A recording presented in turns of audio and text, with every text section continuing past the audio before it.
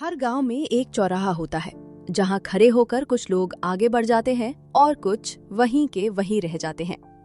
एक गांव था मिट्टी की खुशबू वाला, जहां सवेरे मुर्गे की आवाज और शाम को गोधूली का रंग बिखरता था।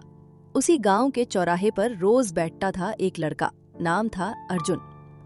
अर्जुन के पापा बेलदारी करते थे और माँ खेतों में काम। अर्जुन पढ़ने में होशियार था, लेकिन हालात ने उसे स्कूल छोड़ने पर मजबूर कर दिया।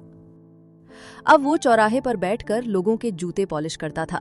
दिन भर धूल से भरा, पर आंखों में अब भी एक चमक थी। गांव के कुछ लोग कहते, किताब छोड़ दी बेटा, अब तो यही तेरा मुकद्दर है। कुछ हंसते थे, कुछ तरस खाते थे, पर अर्जुन चुपचाप सब सुनता। एक छोटा रेडियो उसके पास होता, जिसमें वो रोज खबरें सुनता, निबंध सुनता और सपने पालता।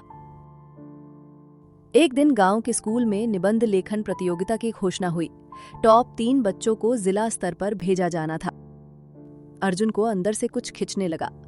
उसने रात भर मेहनत की, दूसरों के टूटे पन्नों पर पुराने कलम से अंधेरे में मिट्टी पर उंगलियों से लिख लिख कर खुद को तैयार किया। प्रतियोगिता वाले दिन अर्जुन स्कूल गया, चप्पल घिसी हुई पर सीना सीधा। कुछ बच्चों ने मजाक उड़ाया, चप्पल वाला लड़का आया है लेखक बनने।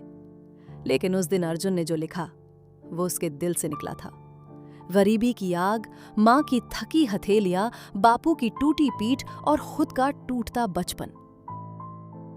एक हफ्ते बाद जब रिजल्ट आया, गांव के लाउडस्पीकर पर नाम गूंजा, पहला स्थान अर्जुन। पूरा गांव चौंक गया।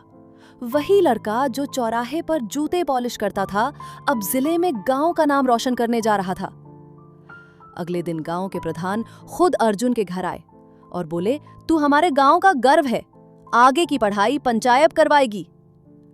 अर्जुन की आंखों में आंसू थे, पर पहली बार खुशी के।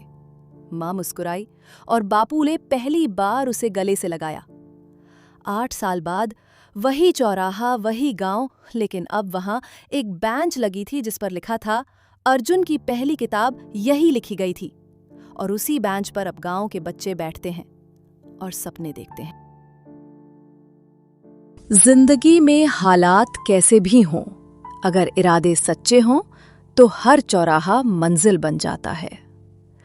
जिनके पास जूते नहीं होते, अक्सर वो सबसे ऊंची उड़ान भरते हैं।